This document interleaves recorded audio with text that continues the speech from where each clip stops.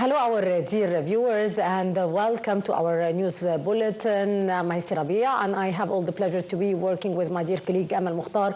Good day, Amal. Good day to you, Haysi. Ladies and gentlemen, we start our news with the headlines. Welcome back. The news in detail. President Abdel Sisi on Monday was received by Norway's King Harald V at the Royal Palace in Oslo, where the president will hold talks with both the king and the crown prince as part of his visit to Norway.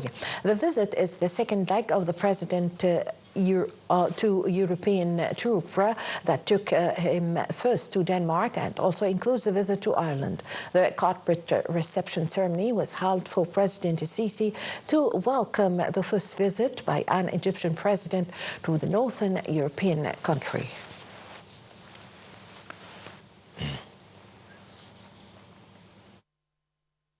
Earlier on Monday, the president held talks with Norwegian Prime Minister Johannes Gahr Støre at the governmental premises in Oslo. The meeting mainly focused on enhancing economic cooperation in different sectors, particularly in the green hydrogen production. Extended talks were held and joined by the delegation of both countries.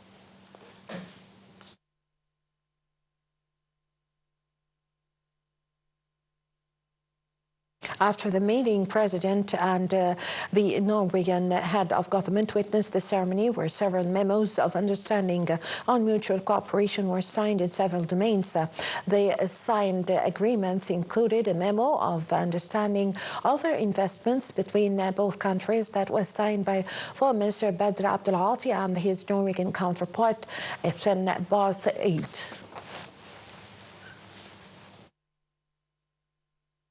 As part of President Abdel Sisi's visit to Norway, he arrived this afternoon at the premises of the Norwegian Parliament, where he was received by Norway's Speaker, and the President will hold talks with the Speaker and sign at the Parliament's Guest of Honor book. The President will also hold talks with members of the Parliament's Foreign Affairs and Defence Committees.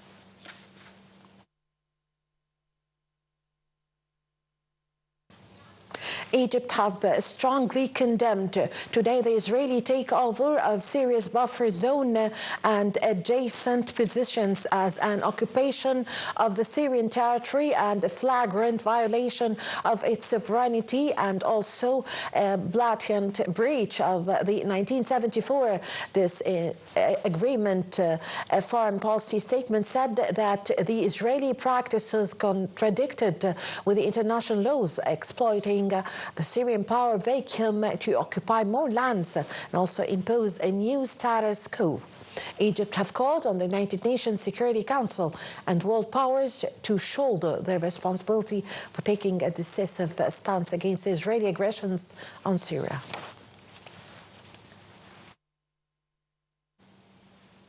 Earlier, Israeli Defense Minister Israel Katz said the military would destroy heavy strategic weapons throughout Syria and keep a troop presence on the ground. Following the overthrow of President Bashar al-Assad, Katz said the strikes will hit surface-to-air missiles, air defense systems, surface-to-surface missiles, cruise missiles, long-range rockets, and coastal missiles. A senior Israeli official said airstrikes would persist in the coming days, while Foreign Minister Gideon Sa'ar said Israel had no interest in interfering in the Syrian internal affairs and was concerned only with defending its citizens. Early on Sunday, the Israeli military said it had sent ground forces into the demilitarized zone, a 400-square-kilometer buffer created by 1974 separation of forces agreement and overseen by the UN Disengagement Observer Force.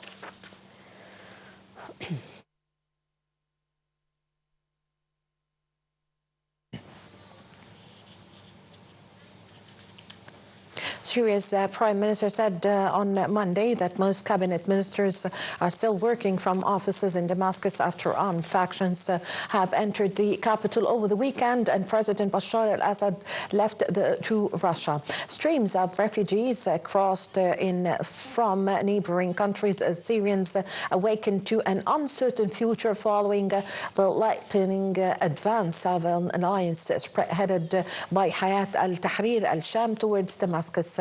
In a separate development, the Kremlin said Russia has granted political asylum to al-Assad, a decision taken by President Vladimir Putin. Rooted in Syria's branch of al-Qaeda, HTS is still designated as a terrorist group by the US, Turkey and the United Nations. France's caretaker Foreign Minister Jean-Noël Barrot said today that his country will support Syria's political transition following the fall of Bashar al-Assad and will send a special diplomatic envoy to the country in the coming days. Barrot said the events in Syria were a stunning defeat for Russia, as Moscow could now lose access to military assets in it, which has in the Arab country.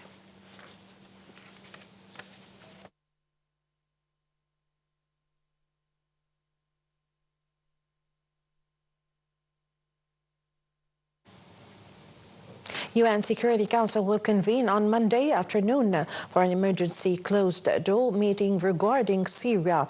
Meeting set at 3 p.m. was requested by Russia earlier on Sunday.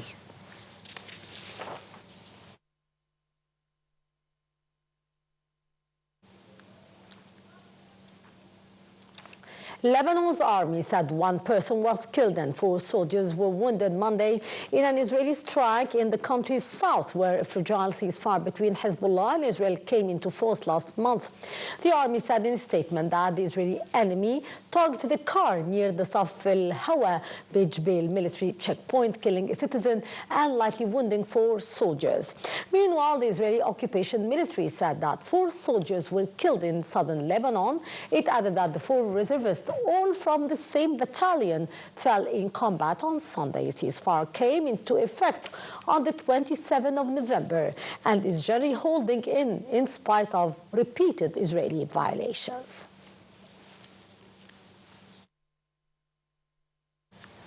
Palestinian medical officials said on Monday that the Israeli attacks in the central Gaza Strip overnight have killed at least 6 people, including 1 woman.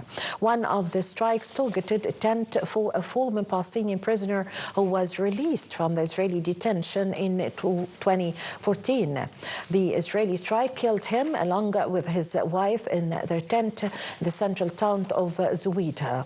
2 other people were killed in a strike that hit their house late Sunday in the built-up Nusayrat refugee camp. Another 2 were killed in a strike in the Wadi Gaza area south of the Gaza city early on Monday. As of Sunday, Israel's war of aggression claimed the lives of at least 44,708 Palestinians in the Gaza Strip.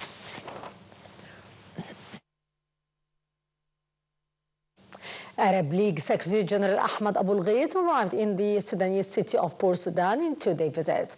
During his visit, the Arab League chief is due to hold talks with a number of Sudanese officials, including head of the Sudanese Transitional Sovereignty Council, Abdel Fattah al-Burhan, representative of the Sovereignty Council, and a number of ministers. The visit will also witness holding an expanded session between the Arab League chief and Ali Youssef al-Sharif, the Sudanese foreign minister, to review current developments in Sudan. Back home, as Prime Minister Mustafa Madbouli on Monday have witnessed the launching of the first offering of ready-built, highly equipped factories of the leather city in the Rubaiki industrial city to investors. During the launching ceremony, several contracts of the newly offered factories were handed to investors. Following the ceremony, the Prime Minister inspected Rubaiki Leather City. He told a press conference held at one of the factories that Egypt's long-established leather industry, along several other major centuries, all the industries will be revived under presidential directives.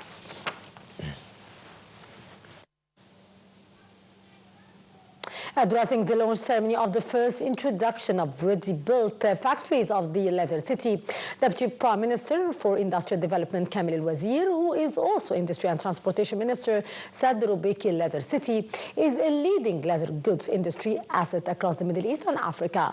Al-Wazir added that the city is a promising environmental-friendly complex that offers manufacturers with needed facilities to push forward the leather industry in Egypt. He described it as a dream that turned into a reality thanks to the support of President Abdel Fattah al-Sisi. Following an inspection tour of the third phase of Rubaiki Leather City, Prime Minister Mustafa Madbouli witnessed the signing of Memorandum of Understanding for the promotion of the leather products city overseas. The Memorandum of Understanding was signed between the Industrial Development Authority, the Commercial Representation Office and the Investment Authority. And to our economic news, Minister of Agriculture and Land Reclamation Ala Farouk reviewed with the delegation of the United Nations Economic Commission for Africa fields of joint cooperation. The minister presented Egypt's strategy and the government initiatives and programs that aim at enhancing the green agriculture transition and empowering women. He also reviewed the state's comprehensive plan to achieve the sustainable development objectives.